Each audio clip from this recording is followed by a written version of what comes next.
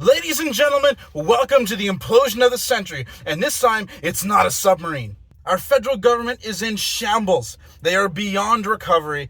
They are in damage control. It is a dumpster fire being extinguished by jerry cans of gasoline. This video is going to be unhinged. There's going to be a lot of yelling, name-calling, and together, we'll string a timeline along for future generations once this federal dysentery has settled. All the while, Polly Pocket satiates himself to sleep every night, knowing how close he is to being the big cheese. Buckle up, honey, because we're diving headfirst into a dumpster fire. We're going to ignore most of the scandals that have plagued this federal government since almost its inception. Almost. But for the goldfish among us, here's a chronological list. A sample. Oh, wait. Links will be in the description. This is just 10.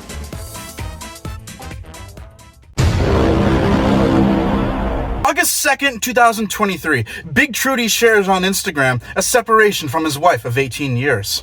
Hey, you ever look at someone, they look so good, you just want to go, no, what? March 21st. Polly Pocket tables the first of many non-confidence vote based on the carbon tax increase. It fails. June 25th. Liberals lose a riding in downtown Toronto, a riding they've held for 30 years, to Don Stewart, a PC. Don't worry, it has nothing to do with Big Trudy's stance on the Palestine and Israel and the fact that that specific riding was largely Jewish. Wayne Long, that herring choker, outright called Big Trudy, in public record, delusional. His actual words. But I'm getting ahead of myself. There's more to cover. September 4th.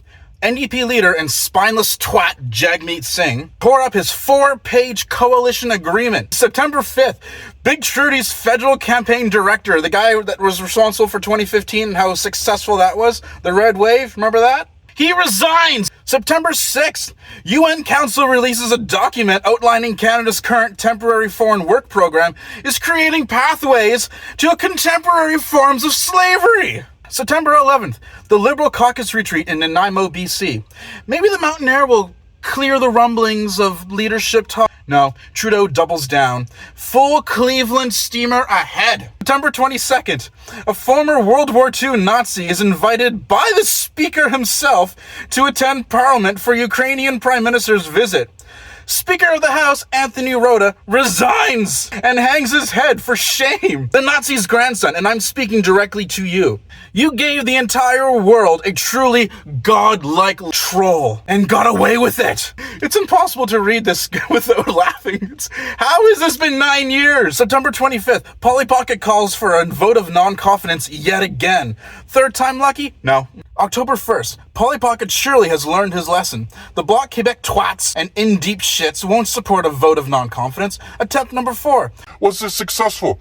No, don't be so naive. But then, October 14th, Canada expels all 6 Indian diplomats because they wouldn't comply with an RCMP investigation. Goodbye, BRICS trading. Currently 41% of the entire global economy. This is the building blocks for a third world war. You have pitched them versus us. Right, so this is where things get a little spicy. After summer caucus retreat in late August at Halifax, Nova Scotia, yeah, this poppin' little spot, the Liberal caucus is not united. Feathers were ruffled. Chad Collins from the Hammer, home of Granddad's Donuts, was the first to cast a stone. He publicly called for Big Trudy's head. In the following months, 23 more Liberal MPs. And in fact, since this script was written, there's like 60 of them have signed that same letter. Hold on. Give me a minute. I'll be right back. I gotta do this.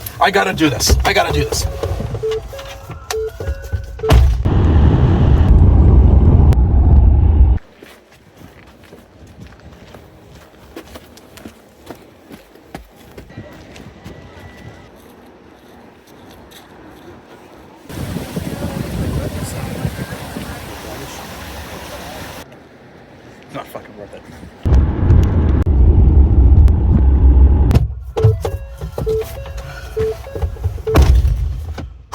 October 25th, Minister of Ponzi Scheme Immigration, Mark Miller, announces reduction in immigration targets to the tune of 0.2% over 2 years.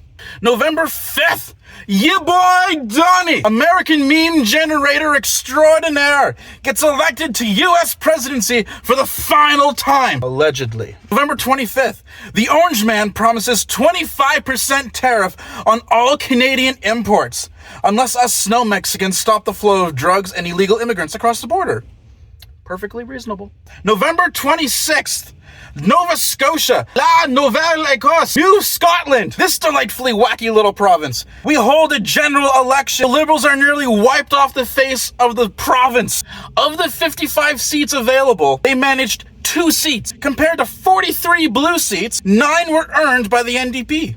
Good for them. And 1 independent held her ground at the border of the herring chokers like a boss. Polly Pocket threw the results in the spank bank, allegedly. December 1st, Donnie, smelling weakness from a metric mile away, offers to promote Big Trudy to governor of the 51st state. Big Trudy declines like a pansy. Gotta say, 30-year locked-in mortgage rates? December 9th, Polly Pocket, smelling weakness from merely arm's length, calls another vote of confidence. Surely this one will work. No, it doesn't. December 16th, Housing Minister and Blue Noser Sean Fraser resigns. Guy wants to be closer to his kids? Honorable. Good on ya. We should all be so fortunate.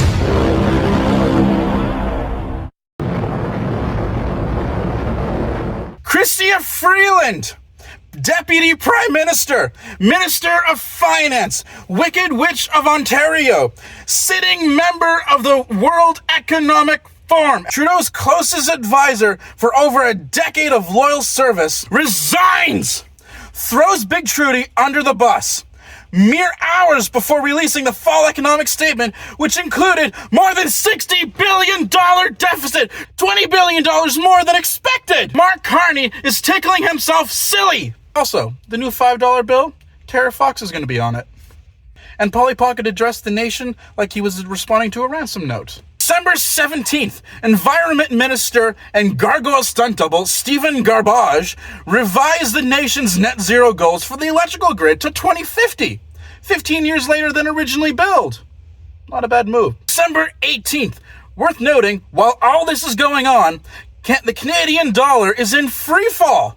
Compared to Freedom Bucks, the loonie, that little gold coin with the bird on it, sinks to 69 cents. Yeah, boy. The lowest it's ever been in modern times. The last time it was this low was May 2004, right after a federal election. Even then, it was 5 cents higher. December 20th, leader of the ND Pleasers, Jagmeet Singh, releases his own ransom letter, committing to tabling his own vote of non-confidence because he'll be damned to smell anything other than his own farts. And only after he's eligible for collecting his pension, starting February 25th. Not one to strike while the iron is cold, Polly Pocket released his own ransom note, this one more desperate than before.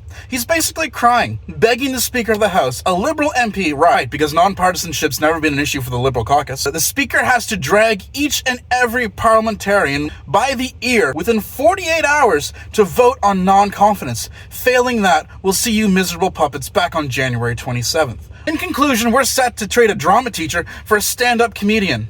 Here's hoping his set is at least half decent when he has to go knock on Donnie's door next year. So what have we learned? The leader of the federal PCs owns stock in Kimberly-Clark and Unilever. The NDP are spineless cheerleaders with no moral compass. Justin Trudeau is a fish out of water. The federal Liberals are in damage control, running around a grease fire with jerry cans. The Green Party are forced to watch. Mad Max was from the future, and Mark Carney is Heath Ledger's Joker.